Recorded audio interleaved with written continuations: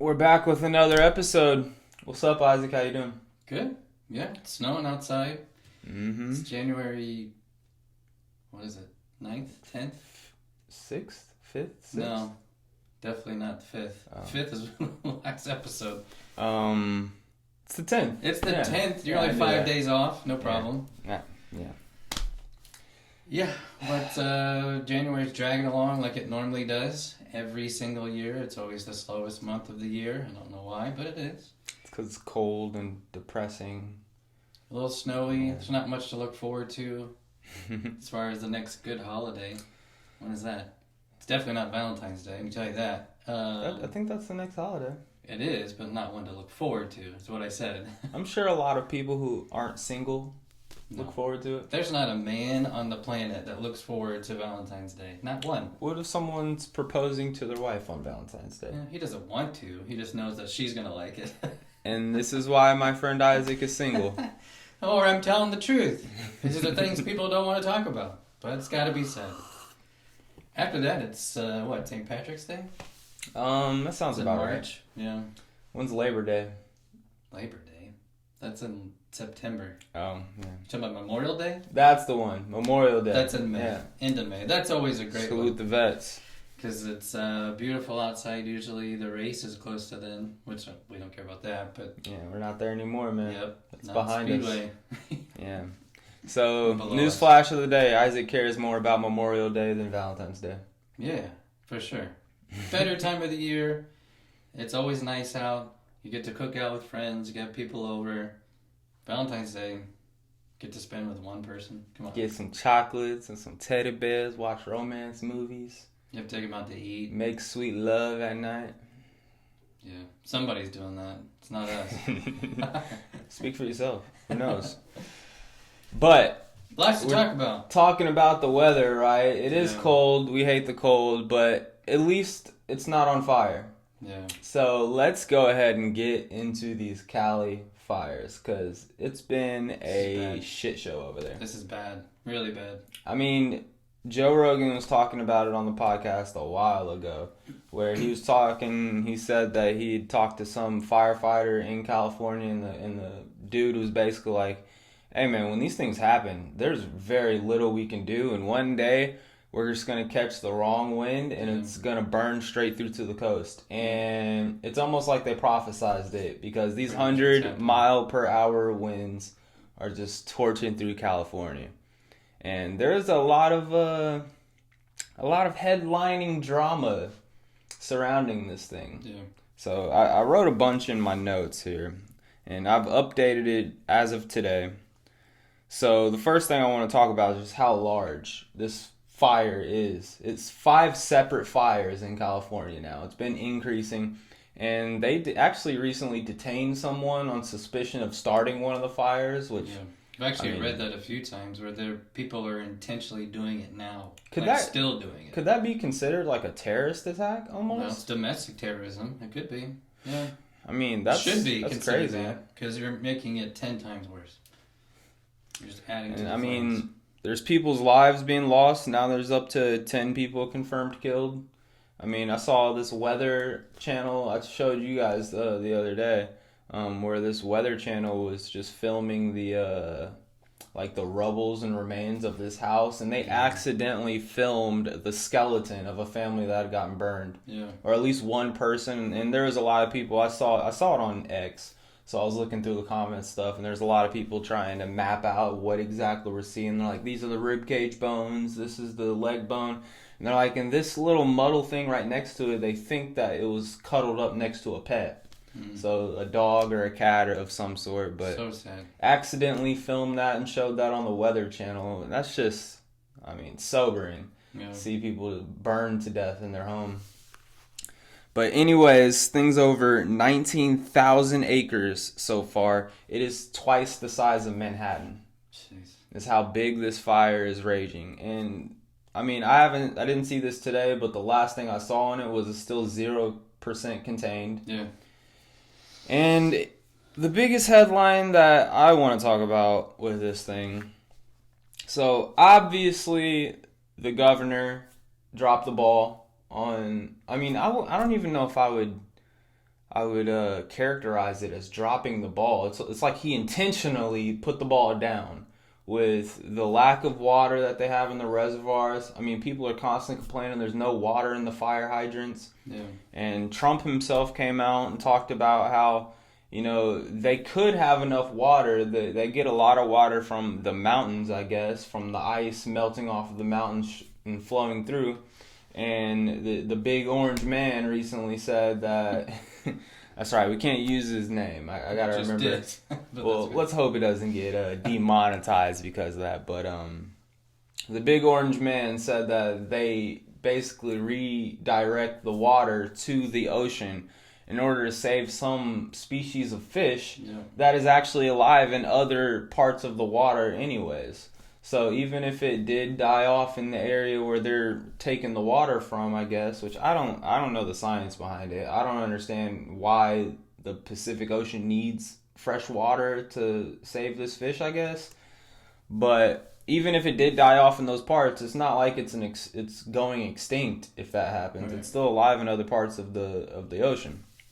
So lack of water. And then the other major thing, which I think this is the mayor, is they said that they cut like $17.6 million from the fire department budget just a couple of months ago, like 3 or 4 months. 3 months ago. Yep.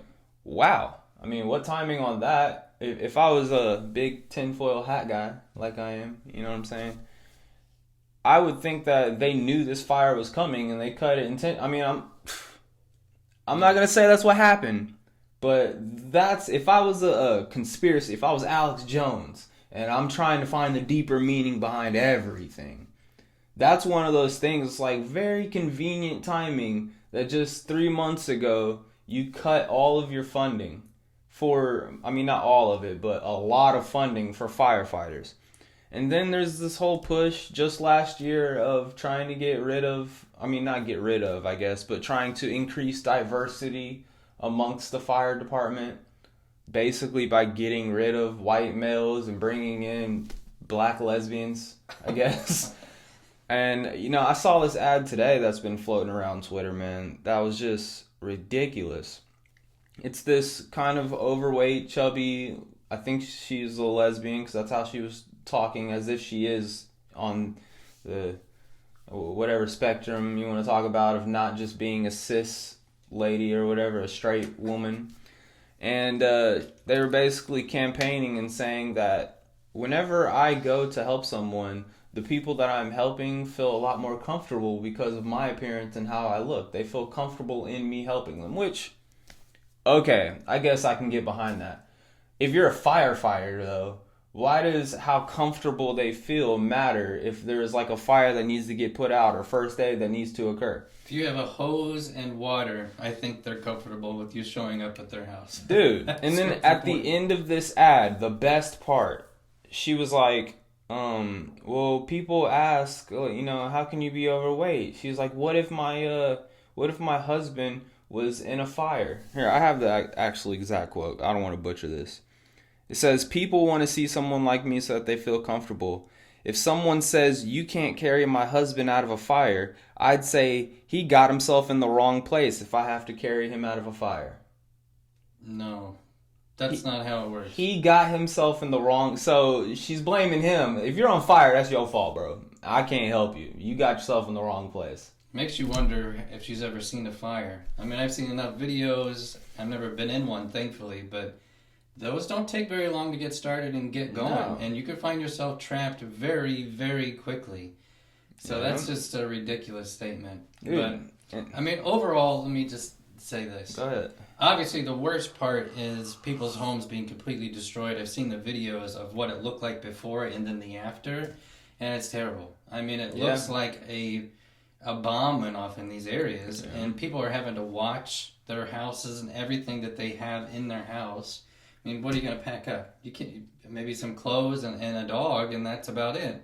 So clearly that's the first thing that is the worst of the whole thing. The second part is what you're addressing here, is it seems like not so much that it was preventable, but that there is ways that they could have been way more prepared and maybe be a little bit more preventable on things like this. A lot of things have been talked about as far as the brush in the woods.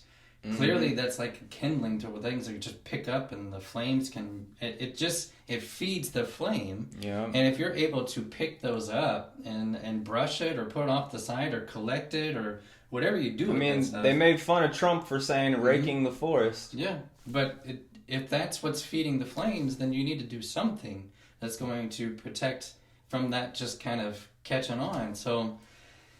I don't know. It's horrible to see, but also you look at it and you're like, it's policies, it's maybe potentially ideas that have been thrown out there that are allowing these things to continue to happen. Yeah. And from the sounds of it, it doesn't sound like they're learning their lesson because it keeps happening.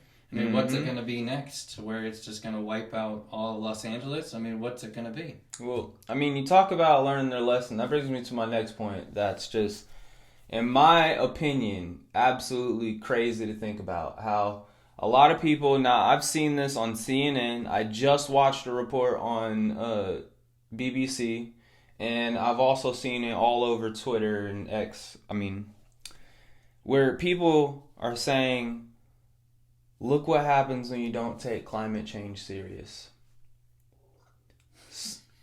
So we're implying, specifically by climate change, what they're meaning is global warming, correct? Now, okay, maybe you have an argument that, it is drier outside.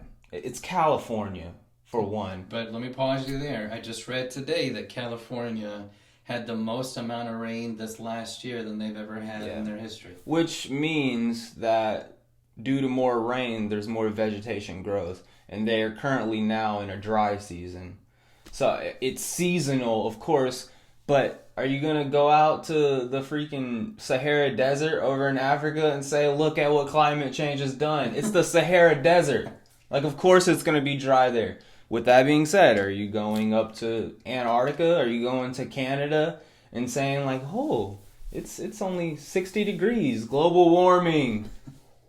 Like, the weather changes everywhere you're at. And if you look at actual charts comparing millions and millions of years of weather patterns, we're actually in a global cooling period. The rate's way down low. And in that time frame of probably when we started analyzing this data and putting it together, we are on an upspring. But if you look past the millions and millions of years, the static line's like up here of where we're going up and down, and then we drop significantly, and now we're like kind of right here. And that's scientists. That's not our opinion, but that's literally science. There's charts that actually support saying that. That's what's going on. So I mean, this whole climate change, like we talk about if they're going to learn their lesson. No, they're not, because they're diverting blame. Governor Newsom. I saw a freaking video of him this morning, where this lady who apparently had lost everything, had lost, her house in the fires and stuff like that. She like ambushes him, basically, runs up to him as he's getting out of his truck in one of these neighborhoods that was caught on fire or whatever. And he has his phone in his hand. And she just runs up. She's like, Governor Newsom, what are you doing right now? What are you doing to help us? And he's like, oh, actually, I'm about to be talking to our president to resolve these matters right now. I'm on the phone with him. It's like, well, then let me speak to him. And he goes, well, I'm trying to call him right now, and I'm not able to get through at the moment, but I'm still trying to get to him. And she's like, why isn't the president taking your calls on this matter? And he goes, well, it's not the fact that he's not taking my calls. There's no cell service in this area, so I have to... Like, he just keeps diverting. Keeps trickling to the next excuse. The funny thing is, he starts off getting out of the truck, seeing this lady run up to ambush him with all... And I wouldn't want to be in his position. No. I just want to start with that, especially if you did all the crap that you did to take away the preventability of trying to fight this thing. But even if you were straight-edged, even if you did everything you possibly could within your power to try and prevent things like this, or at least fight things like this when they do occur, you're still probably going to have people who are like that, who run up and ambush you and like put the weight of the world on your shoulders for the problems they went through. But for him to get out of the car with the phone up to his face and act like, I can't talk right now, I'm talking to the president to resolve these matters as we speak. And then she goes, well, let me talk to him. And he's like, Well, actually, I've been trying to call him, and that's when he puts it from like up here to in front of him. Like, well, I've been trying to call him, and I'm not able to get through to him. And then she asked the one more question: why isn't he answering your calls? And he's like, like you see all the math going off in his head. How can I get out of this one? Like, oh, well, there's no cell phone towers. We can't get through. First off, have you never heard of Elon Musk company, the Starlink? You can get service anywhere. It don't matter. So maybe you should hop on board with that if you can't make the important calls to the president to try and figure out these things. But just a video like that, man, I don't want to be that guy. I live in Indiana, right? I'm born and raised in Indiana, super basic, super low key. We got our rich districts around there. I ain't never been around them. I ain't never been around super wealthy people. So this is just my poor perspective here coming out on it. But that is the epitome of California and these fires over there. Just people fake left and right. And, a lot of the people whose houses have burned up were very rich districts. They're talking about the insurance for these places are like going to be through the roof. They're gonna. Yeah, well, it probably already was, and there's probably a lot of houses that weren't allowed to even be insured because of the possibility of something like this happening. But like the payouts, I can't even imagine. The payouts are gonna put these insurance companies like out of business, basically. Yeah. And how long is that process gonna take? Years. I mean, years. We talked about this yesterday. My problem is I always try to put myself in the shoes of the people that are going through what they're going through, and I can't even imagine like. If our house burnt down right now, I don't even know what we would do. Like, for them, yeah, maybe they have money or they have a second house to be able to go to. A lot of them do. And you hope so. You hope that's the case, that they can go, live in Texas or Florida or something until they get the California piece figured out. But, man, I just can't imagine losing everything that you have and trying to feel like that you can pick up the pieces. I mean, imagine it being people that don't have a house or something like that they can go to. I mean, they're going to live out of hotels, I guess. Airbnb, I've heard about that. Which is really, they're giving out. Yep. Really nice to them. They're actually giving out some houses that people can stay in for free until they can figure out what to do next. That's a very, very generous gesture. And you hope you continue to see things like that to where people are able to get some help if they need it. But horrible situation. I've never been in a house fire. So this is speaking from ignorance. I just want to start off with that. But I really am curious, like, if our neighborhood was catching fire, or better yet, if you have TV and you've been following the news, staying up to date, and you know that this thing is traveling, it's going to be in your area soon, there's evacuation orders happening. Mm-hmm. How long do you really have? Like, I understand there's a lot of stuff you're going to have to leave behind. That is going to get set ablaze, you're going to lose forever. Sure. Like, do you have... For me, personally, which you know this, I keep all of my memorabilia stuff, like all of my precious memories that I want to make sure nothing happens to, I keep it in the trunk of my car. Yeah. So it's always ready on the go to wherever I'm going. Just pick it up and go. Yeah, but, like, if you're someone who has a family and you've raised a family in a household, like, how long do you have to...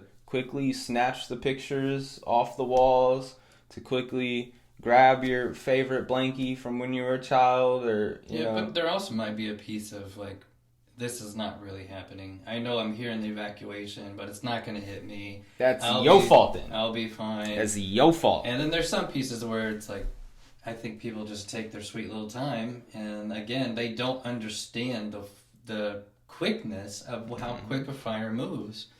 And I haven't personally seen it, but I've seen it in videos and things like that. Yeah. And I know it goes up quick. No time at all for sure. This thing to really expand. So when they tell you to get out, I mean, you got to get out. Yep. I mean, you need to do everything you can. If we talking like 4 minutes, like 5-minute time frame, maybe like if you even have that. I could probably, unplug my PlayStation, grab my TV real quick, go throw it in the trunk, come back in, hurry up, grab a couple of covers, some changes of clothes. Like, you could probably get 2, 3, maybe 4 trips if you're quick enough. Yeah. No, I didn't see the traffic, but I know that's always a question, because if everybody's trying to do it at the same time, how quickly can you get out that would be of rough. areas? And also, you've seen video of people driving, and the fire is like literally right. It's on the road. It's right next. They're driving through the fire. Yeah, they're driving through the fire to get out of there. So, I don't know. We're not in the situation, so I don't want to necessarily speak for them. But I do think that there's some things that people could have done to be. The problem I think with most people in the world, I've seen it in businesses. I've seen it in our own country.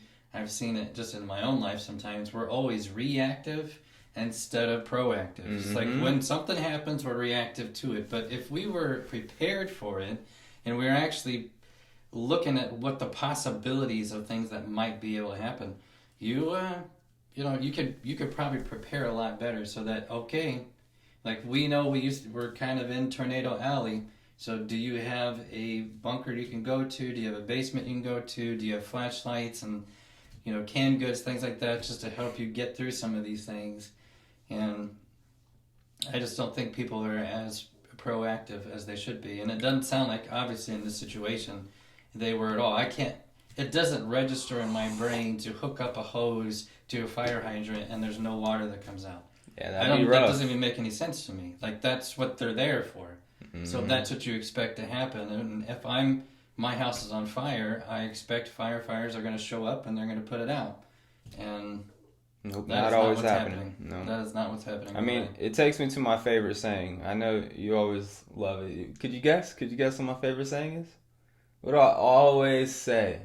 I'll give you context. In terms of people thinking that they're safe. Things ain't sweet? Yeah. Is that what you're saying? Yeah. People think shit is sweet. Shit ain't sweet out here. It's not sweet. All right. So that's why, I'm not saying like I'm golden standard or anything. There's probably things I would do wrong. That's why I keep all the important memory stuff in my trunk. Why do I need to have it in my house? First off, if I want to look at something, I can go out to my trunk, check it out. If something happens to my car, what's going to happen to my car? I mean, it gets stolen, I guess, is the worst case scenario of my stuff disappearing, not being there anymore. If it gets stolen, like, we got pretty solid. I have faith in our law enforcement nowadays with the amount of technology that they have, with the like tracking chips and stuff. I mean, you saw just the other day, well, you probably didn't see, in California, before all this wildfire stuff had let out, there was a wild police chase that was happening. And it was two people who stole trucks off the lot of a Texas car dealership. And they had traveled all the way to California, and they said they just tracked the chips on these things and found, like, if you could find a brand new truck in a different state after it is stolen, and within a couple of days they found it. Yeah. Like, I'm pretty sure you could find, if someone wants to take my dented up Chevy or Dodge Challenger, then go for it. I mean, there's a lot better cars you could be stealing for a lot less risk. But I keep all of my memorabilia and stuff in my trunk because, I've never been in a house fire or anything like that. But I know if anything hits the fan, so whether it be a house fire, I mean, we live in Indiana, so we have tornado issues all the time. If it was an earthquake, anything. I mean, anything that happens where you need to get away, the car is the first place I'm going to try and get away. And so I'm going to keep my stuff in the car. Now, there's a lot of stuff that I want to take my PlayStation. I want to take my TV. Again, priorities. Yep. Get some covers. You haven't mentioned the dog at once, but that's yeah, we got a dog too. He'll ride with you. He'll go in the back of your car. But yeah, man, you have to just keep that mindset. Like, I'm not saying be paranoid. I'm not saying be pessimistic, but don't be thinking shit's sweet out here. Because it's not. You always have to be prepared that things ain't going to go your way. That's just how I feel about it. Yeah. Like you said, it's not being paranoid. And we also live in a world that is extremely fragile right now. And anything can happen at any moment. And that's the kind of... It's not scary. It's just a part of what we're living in now. And we don't know what really tomorrow's going to bring. Because somebody somewhere... may not even be in this country, could make a decision that then makes us make a decision and then makes the other countries make, and it just could lead to a catastrophe pretty quickly. Speaking of catastrophes. Hit me with that one. What's next? So, recently we just passed a date, I guess. I wouldn't call it a holiday. It's definitely not a holiday. Yeah. What would you, no, it's not like a trademark. What would it, it's a specific date that people will remember. It's a Remembrance Day. And there was a certain someone on a certain channel that has been constantly on my Twitter feeds. Can we say her name? Or do we even dignify her by saying her name? We'll say Sunny. Sunny from a show that has a panel of 5 women who all seem like they're in menopause.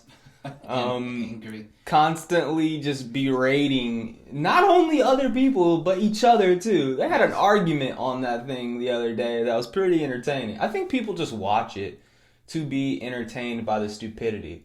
It's kind of like how people used to go on like Spike TV and watch Jackass. Yeah. It's like I would never do this. I do not agree, but it's entertaining that you're doing it. It's funny there. It's not so much funny on ABC. No, it's not. And that's the thing. Like, we're supposed to be taking these people serious. So it's kind of scary that there's probably a lot of people that are like, oh, yeah, I agree with that. But anyways, we just passed this certain date. Okay, J6. And obviously we know what happened before the big man reached the office this time around. Last time he thought he should have reached the office again. And there was some things that happened in our capital city that, I'm sure a lot of people regret. I'm sure a lot of people don't.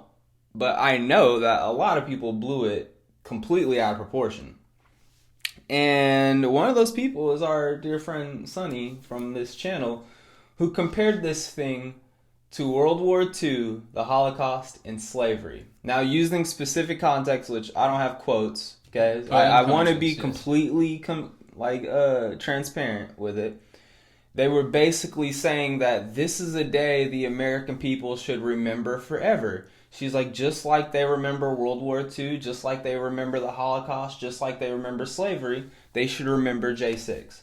And so it's like, okay, it's not like she's saying millions of people died on J6 just like the Holocaust and World War II and all this other crap, but she is still using it in the same light, like saying we should remember this just like we remember these things.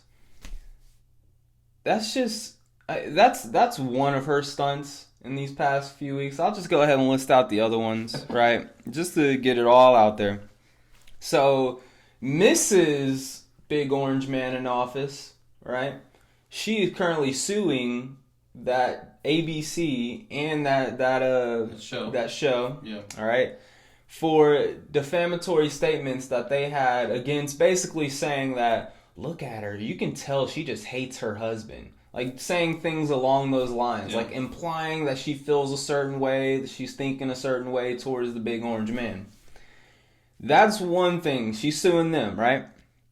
On top of that, Sunny, the specific lady that we're talking about that compared the J6 stuff, they actually, trying to give complete transparency, if I remember correctly, she actually had said on the show, they were talking about they were basically sympathizing with this dude that killed this rich CEO, the healthcare CEO dude. Yeah. They're basically sympathizing with him, and in that, she goes off and says, how these insurance companies deny people all the time. And so she says that her husband actually ends up giving out free operations and surgeries on people, like not charging them. And then he turns around and sues the insurance companies so that he can make the money. Well, that's something considered fraud.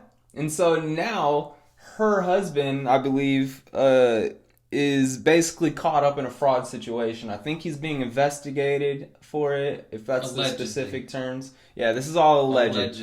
Remember, we are not journalists and researchers. He's suing us. But that's what's happening with her. He's caught up in some type of fraud, scandalous situation after she said all that crap. And so, I mean, what are they doing over there? I think that's the only things I had on her. A couple things just to say, just briefly. with everybody you ever listen to, and that includes us, and I'm preaching to the choir here because we've all kind of figured this out over the past couple of years, is you need to go do your own research and find out what people are saying, if they're accurate or not, and make your own opinion about it. I think we spent a lot of time trusting our news agencies, trusting a lot of people, even in that specific station or, that specific show. There's a lot of times people just listen and they say, well, that's a great point, and then they leave it there and they assume that that's gospel and that's fact. That same show is the one Joy Behar said that Joe Rogan believed in dragons. Yep. And then you go back and you listen to his comment, and he said, no, he was talking about pterodactyls, and he's like, what would life be like if they actually did live? He said that, and then he was like, well, it would be really cool if they did exist. Yeah. That's all he was saying. But at no point, and she said she double-checked it, she triple-checked it, and she's trying to make him look bad. Obviously, he doesn't care, and he turned it into a giant joke, and it's probably going to be in his next special. But the point is, it's like we have now come to a point where we start to look at the information ourselves, because we are in a position to where we can do the research, we can go farther, we could probably, dig up a bunch of stuff and start to say, hey, this is actually what happened, this is actually what was going down. Listen, I'm not going to take anything away from January 6th. I'm not going to say I'm definitely going to say by no means supported what they did. I think every person that did go into that Capitol should be held accountable. I don't know what to the extent. I'm not the court system, so I can't necessarily judge that. But you don't go into a public facility like that and basically take it over as if you're trying to cause a mutiny or something. All I'll say is, even if the police security detail there are escorting you in. But there's portions where they were and there's portions where they weren't. Yeah, true. I've seen videos where they pushed through the barricades and police are trying to stop them. Yeah. And there was an individual that was accidentally shot. I think a gun did go off and killed a person, and a police officer passed later But on. just scraping away all the fine print and details, just asking you the question here. Like, if you were out there and you were protesting, like you were one of these people who felt like you were wronged in how this thing turned out, and all this momentum is happening with the crowd, and then all of a sudden, I'm not saying this is what happened, right? This is just a fun scenario to play with. The security detail goes, hey, you guys want to go inside? And they open the doors. They're like, hey, come protest on the floors. And then so you get in there and you go and you see all these senators and Congress's seats and stuff. You get to go in and get the escort into this building you've never been in before, this historical building where policies are being made. Yeah, if you're invited in, I think that's a different conversation. There's also a question, I think there's 25 federal agents that were in the crowd at the time who were staged and looked like regular citizens that were also potentially encouraging people to go into the Capitol and break things down. Listen, I'm not going to get into all the details, but all I'm going to say is I don't think that was an appropriate way to respond. You do have to raise questions. I don't know if I could say this. I'm going to say it anyway. When you have 20 million more people vote than ever have in history, and where did those all come from? And then this year, and possibly the most important process of, this thing, trying to stay away from terms here, that we drop back down in numbers to the actual typical numbers of what it is. It's interesting. Very interesting. I don't know. I'm just gonna say, I will throw it out there. This isn't political, but any mail-in ballots should be only designated to soldiers. This ain't getting monetized. To soldiers and to people that live in other countries or are physically unable to get to a polling facility. Should not be set up for anybody else. And that's what happened. And, I'm not going to say COVID was a good example or a good reason, but I think there were still people in a lot of fear about what was going on. Yeah. And they use that as an excuse to not go into a polling station.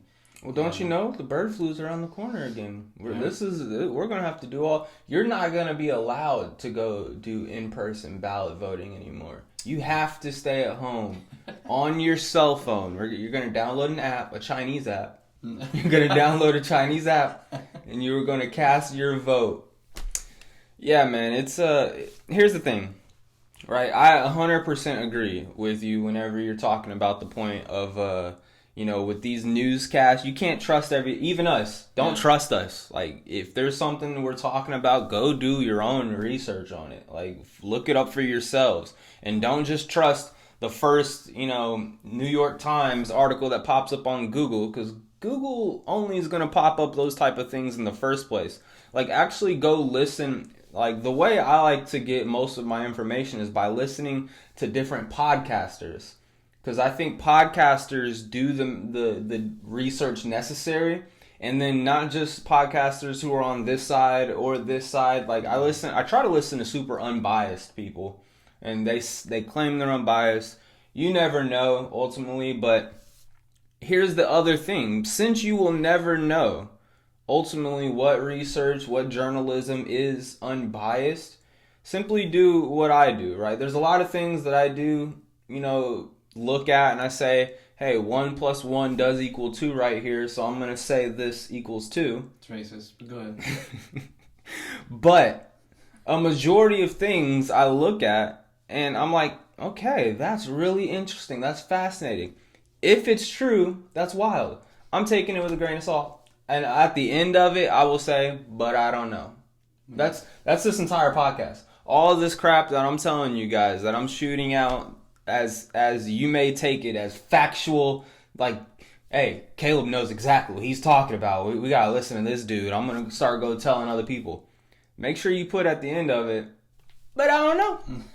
I don't know. I really don't know at the end of the day. Because the only thing I'm 100% certain on, where my baseline is what I observe myself. What I see for myself in the moment. What I hear people saying. If I hear yada yada talking about yada yada, then I'll say, hey, I heard yada yada talking about yada yada. That's 100% fact. Now, if I hear Billy Joe over here saying that Sarah said this about this, then okay, I trust Billy Joe. Sure, she probably said that. Probably. But I don't know. Yeah. And I think that's how a lot of people need to be treating research, need to be treating the facts that they come across, these opinions that they form on certain things. Like, definitely don't trust the news stations. Like, if trust is a spectrum, they're at the bottom of the list for me, right? Yeah. But for a lot of people, yeah, at this point. But I mean, a lot of things out there that you could say, like a lot of what Joe Rogan does a good job of fact checking things. I listen to Dave Smith; he does a great job of fact checking things. Mike Baker, the President's Report, he does a great job of fact checking and then fact checking again because they want their credibility to be so high. Still, at the end of the day, this is the truth spectrum to me. This is 100% true in this world. All of their reports still fall short. They're about right here because I didn't observe it myself. I didn't see it myself. I didn't experience it myself. So I'm still only taking it at face value. I'm not going to go about my daily life as if this thing is 100% true. I honestly believe that's how a majority of people in this world that we're entering in, where you can't trust anything. I mean, AI is going to disrupt everything when it comes to videos. Like, you can make a video right now of the big orange man pressing the red dot and blowing up all of Russia.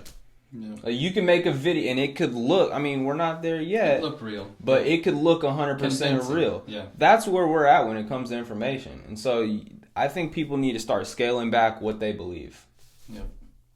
Well, I think too. You mentioned podcasts. I think that's a fun way. It's a fun way. It's a good way to get information because one, there's last number was there was 1.5 million different podcasts.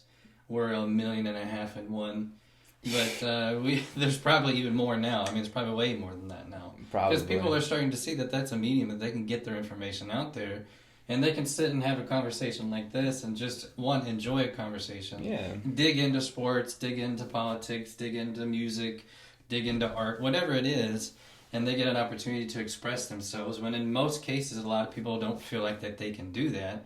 They especially weren't able to do that before. I mean, they had to write a book or had to get on a news station, and those were all hard things to do. So use the podcast medium as a way to get, I listen to most of mine's comedy stuff, so I don't always listen to the news side, but I have some news site as well. But yeah, I think it's gathering the information up and then doing your own digging to make your opinion happen. I can think of me personally, like when I was growing up, I grew up in like a Christian home. I grew up in the church. I mean, went to church all the time, went to service. We went back in the day when you went to church on Sunday morning, Sunday night, and Wednesday night. Sheesh. And sometimes you had youth group within there or whatever it was. But I even shared this with my parents. I mean, I eventually, when I was in college, I had to make my own opinion or my own stance on what I believed. Like I couldn't go based off of what they taught me and what I went through here, because I had to go do the digging myself. I had to go figure out that information myself for me. And there were a lot of things that stayed the same. There were some things that I just kind of put back here where I'm like, well, it's not there yet. And I think you got to do that just with everything you hear in life, like exactly what you just said. You just got to weigh it out, make your decisions, make your own opinions, and don't go out there quoting like everything. Because I just heard it today in a podcast. It's really hard to be an expert in anything. Yeah. Anything. I mean, I'm not an expert in hardly anything, but if you talk to me about grocery stores and retail, I'm an expert. I could tell you what you need to know. But if you come and ask me about quantum physics, I'm the guy to talk to. I can tell you the words quantum physics, but I couldn't get you any farther than that. That's where I'm at. No, I'm not necessarily an expert in anything. I like to say that I am at least to the point of having an interesting conversation with most things. And that's good enough. I could be completely talking out of my butt with most of the information, but still, I can blow your mind a little bit with some of the things I've heard. Sometimes it's just fun just to throw it out on the table, and have a conversation about it. Say, what do you think about it? Yeah. Get some thoughts, and sometimes we don't have enough conversations with people. Well, Isaac, what do you think about this? So, recently, North Carolina announced that they are still going to charge property tax on even the properties that were destroyed in the floods. What do you think about that? There are times where I don't understand people. A lot of times I don't understand people. I don't understand policies that it's a policy. Sorry, you're out of luck. I mean, that's just the way that it is. That's what you got to do. It is horrible how people are treated, especially in situations like this where they had no control over this. Their lives are completely destroyed. And this is another example of who knows if they had the money to go live somewhere else. Are they having to shack up with their grandparents or parents somewhere? There's shanty towns down there. A lot of tents set up. It's horrible. It's a horrible way for them to live. And, man, I feel for them. And I just can't imagine why a government or a county or a state or whatever it is would continue to want to do that when you're holding people responsible for something they have no control over. And that's just horrible. Yeah. I mean, I hope somebody steps in and does something about it. I mean, hopefully maybe it trickles all the way up to, the president's desk or something, to where somebody steps in and says, you cannot do this. You can't do this to these people. Their lives are already devastated. How are they going to come up with an extra couple $1,000? Yeah. They don't have any money. I mean, it's rough already. Because have you heard anything more about the aid they were giving these people? Last I heard, $750. That's what I heard. It's like, that's exactly how they did the people in Hawaii. Wow, Maui. Yeah, Maui. Whenever all that stuff burned down, they're like, here's a $700 check. Good luck. Yep. And, I mean, for houses destroyed, lives destroyed. This is what our government's going to do to help them. No. And again, it goes back to that point. Sorry to rant. Go ahead. But this is my point of where we can ship off. Yeah, we're not getting monetized. Yeah, we're not. Yeah, we're not going to be able to advertise this one. We can ship off billions of dollars to a cause that the majority of Americans don't care about or don't want. That's not that they don't care about it. They don't want to be involved. And they say we don't want to continue to do this. But yet when our actual citizens are in need, we give them $700. I would almost rather you not give me anything. Yeah. Honestly, because that's just so insulting. To even throw that out there and say, well, here's $700. What am I supposed to do with that? Go buy some food so you can live on the street a little bit longer. Buy food from where? Then that's the next question. I mean, use that $700 for a bus ticket.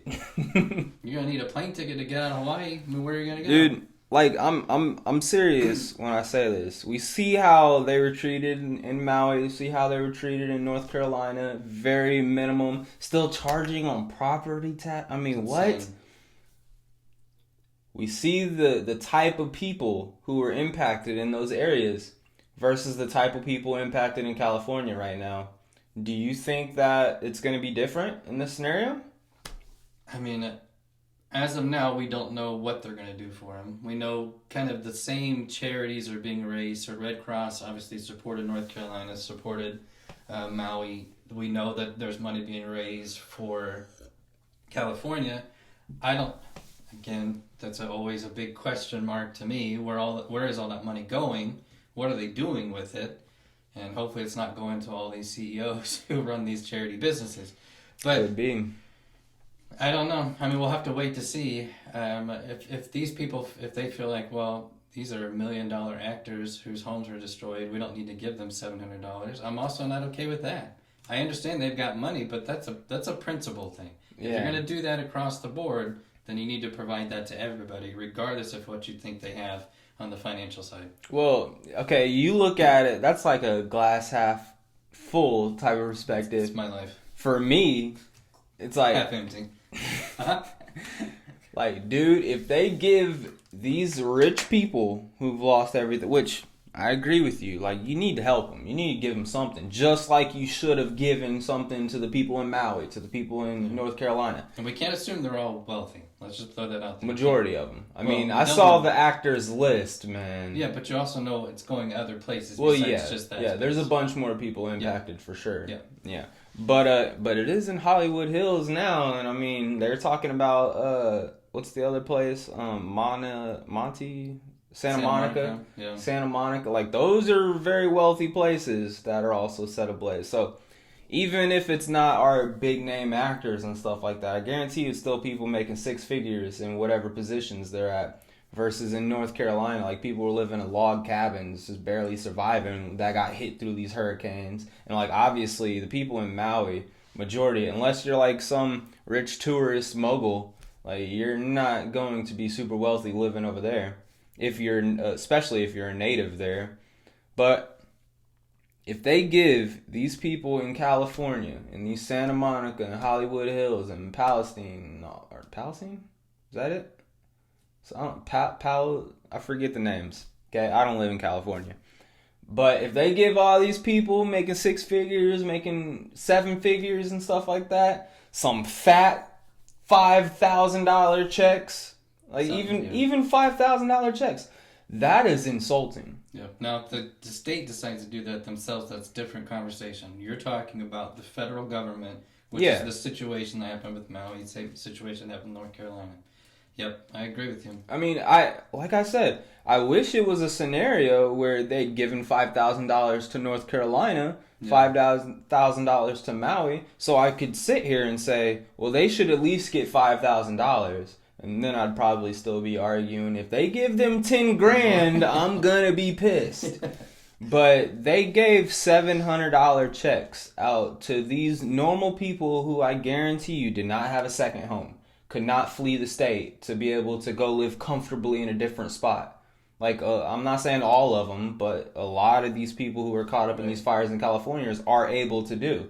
I mean, a lot of these people, when their properties were on fire and stuff, you see the interviews and stuff of people. Like, I just listened to Mel Gibson. Yeah. And he's talking about he hasn't been home yet. He has to go figure out if he still has a fire. Like, a lot of these people weren't even living there. That's just where they keep their stuff. Yeah. You know what I'm saying? I found out today that actually while he was on Joe Rogan's show, his house was burning down. Yeah, there you just go. Found out. And like Jamie Lee Curtis was another one that was recently on something where she's like, my house has been destroyed and I haven't been back to, like, a lot of these people, yes, their house has been destroyed. These big old mansions are completely gone. I feel for you. You weren't even there in the first place. You might have kids there. You might have people going to school, people watching them and stuff who did go through the tragedy of having to leave the house in a hurry and gather whatever you could. you were on tour somewhere. You were traveling the States. You were staying in a different home or a high-end condo at a hotel or something while your house was being burned, and you're just going back to nothing. Like, I'm not trying to not be sympathetic to their situation and stuff like that. But that is not an option that a majority of these people who went through these situations in North Carolina and Hawaii, for example, this is not something that they experience. Like, to them, this is their only house. They don't have anywhere else to go at all. Like Mel Gibson, whenever he was on Joe Rogan, they were talking, like, Joe Rogan was like, okay, is this going to be, like, your excuse to finally leave the state of California? He's like, yeah, it might have to be the time I move away. It's like he needed something to push him out the door of California so he could go live in another state. A lot of other people, that's the only option they have. Like, I have to go live somewhere. Right. And it's probably going to be on the street until I can find a job and save up enough so where I can get a small apartment. Like, that would be my mindset if something like that happened. Yeah. All I'm going to say about this North Carolina thing is just, it's really, I said it last podcast, it's not hard to treat people well.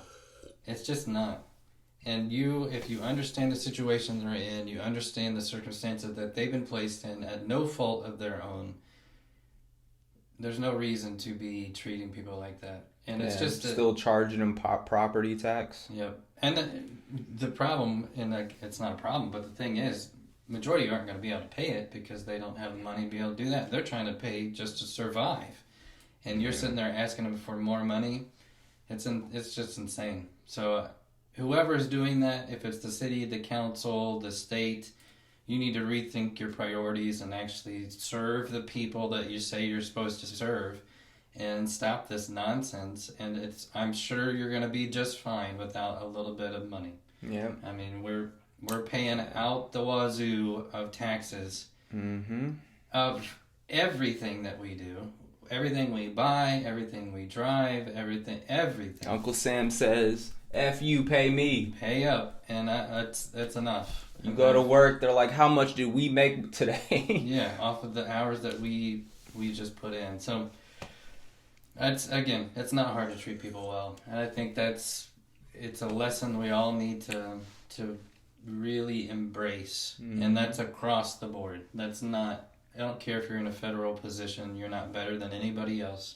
You're just as much as a human being. And you would want to be in their situation. If you're in their situation, you would want somebody to show them grace and mercy just like they're asking. So it's insane. I hope somebody steps in and does something because, I mean, if I was in that situation, I'm saying, well, okay, you can want that money. Doesn't mean you're going to get it. Oh, I've been in that situation. Trust me. They ain't getting it. Nope. Yeah. But last thing that I kind of wanted to talk about just a little bit.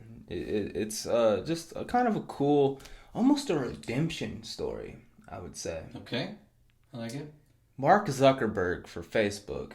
It's interesting, yes. Has recently fired all the fact checkers, says we're switching to community notes, and then if that's the cake, the icing on the cake is Dana White. You're on our board of directors now, which I love Dana White. What he's done with the UFC. Okay, tell the audience just in case they don't know who he is. Dana White is the president of the UFC. Okay, he's the man who bought this company for a couple of grand because back in those days they were like, you're having humans knock each other unconscious and wanting to sell it. Yep. Like, you're crazy. No one was stepping up to help this man out. And he's built that to what the UFC is today, which is going to be eventually one of the most popular sports. We've seen NBA ratings dropping. We've seen, NFL and football, not necessarily ratings dropping. People still love it, but so many issues coming out with medical stuff. People getting concussions, people no longer wanting their kids to play football because of the risk. Yep. So that's also, in my opinion, on a downward spiral. I mean, who cares about baseball? I'm just kidding. I know this guy loves baseball. I love baseball. But anyways, UFC, mixed martial arts, is only growing because not only is it fascinating for people here, but around the world, that's what people relate to the most. Like in other countries, they're not watching baseball. They like soccer, sure, but fighting, everyone fights. Everyone knows how to fight. Everyone wants to learn how to fight. You know what I'm saying? To a certain degree, obviously a spectrum. Pockets, yeah. But So UFC is only growing, and like Dana White says it all the time in his press conferences. He's like every single year he has an amazing year, and he's like, man, how are we gonna outdo what we just did this year? And he's like, the next year we always end up outdoing it. And it's still continuing to grow. They're starting to reach new countries, new places, bringing in new talent. I mean, I was watching the UFC where it was like the top 5 guys were guys who were really entertaining to watch. And then below that top 5, there was some people who were just dogs. They could just get out there, slug it out. There was going to be blood. There's going to be, messiness, and it'll be entertaining. It'll be like gladiators going at it. And then below that, you see people in there that just don't know how to fight. What are they doing here? But they're in there to get knocked out. Like, that's when I started watching UFC. Now it's like you go and watch Dana White's Contender Series, where it's basically him pulling people in off the street and saying, you want a contract? Okay, come fight for it. And these people get in there and look like skilled assassins. Like, these are people getting into the door of the UFC, and they're super well-rounded. They have jiu-jitsu, they have mixed martial arts to the full extent. They can wrestle, they can stand up, kickboxing, all of it. And they're just starting out. Scale that all the way up to the world champions.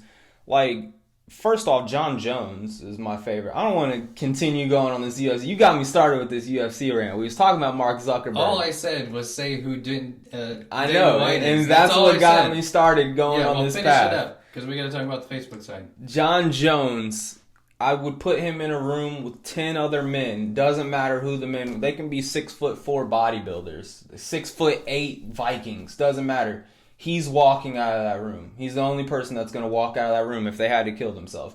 And like, that's the top of the line UFC, going all the way down. And that last person entering the door of the UFC, I would say put him in the room with 10 average Joes, and he's still murdering all of them. Like, he's going to make it out. So, back to my original point. Yeah, but to add to that, my appreciation for the sport, because you and I actually had a chance to go watch in Jacksonville. We went to a live event. Yep.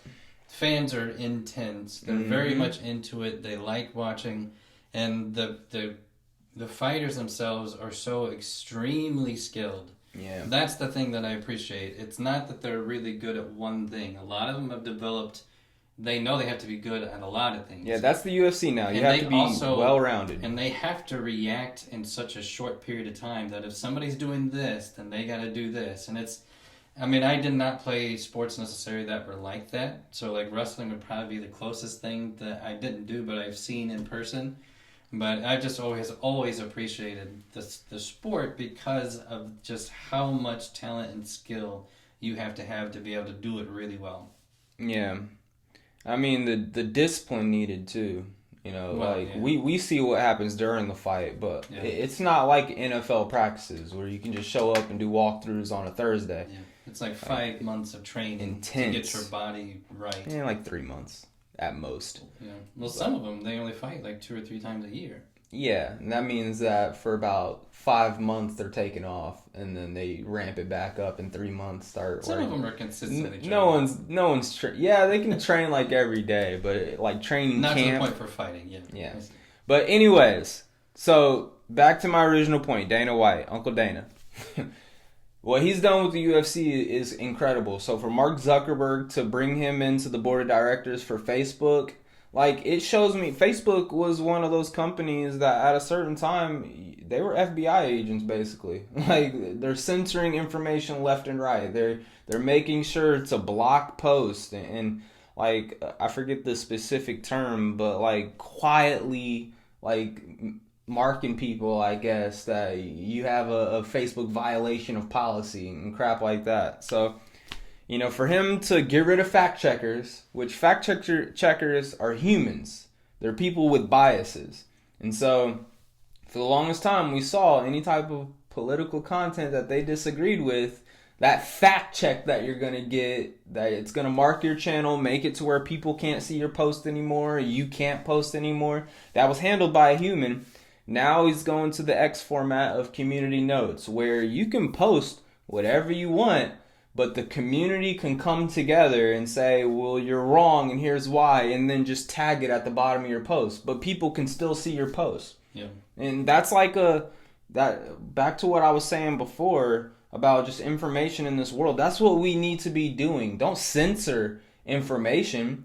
You know, bad speech is only corrected with good speech. It's not corrected by silencing the bad speech. So, like with these community notes that Elon Musk did with X, like it's revolutionary. Obviously, there's still a lot of fake information going around. There's a lot of bullcrap. There's a lot of stuff that just wants to have ad placements, so it does like clickbait titles and stuff that, you know. Which goes back to what you said before, where we have to just be cautious about. You do your own research. You do your own digging. Yeah, you exactly. do your own information. Like don't just assume that what somebody's posting is absolutely accurate. You got to go find out yourself. Exactly. So yeah, I mean, Facebook's taking steps in the right direction. I mean, talking about redemption from Facebook being the FBI of the internet to now going the X route and saying, hey, we just want to promote freedom of speech and like you guys figure out what the truth is. Yeah, it makes me wonder, and I don't want to go down too far this rabbit hole because we need to wrap it up, but there are some countries that are still holding people responsible and jailing them because of stuff that they posted on their social media. UK. It does make you wonder, will Facebook get involved with that? Will they stop? Will they say, hey, like, no, this is our platform, and you can't sit there and hold people responsible unless it's some type of terrorism threat or threat towards somebody's life. Like, I mean, I don't know how they get involved in that, but I don't know if they would have, like, for example, the UK is where this is happening. A lot of that, you know, people posting stuff online and getting sent to jail because of it. Yeah. And I don't think that, you know, Zuckerberg or Facebook themselves would have the power or influence to be able to impact something like that, a policy change in a foreign country. Yeah.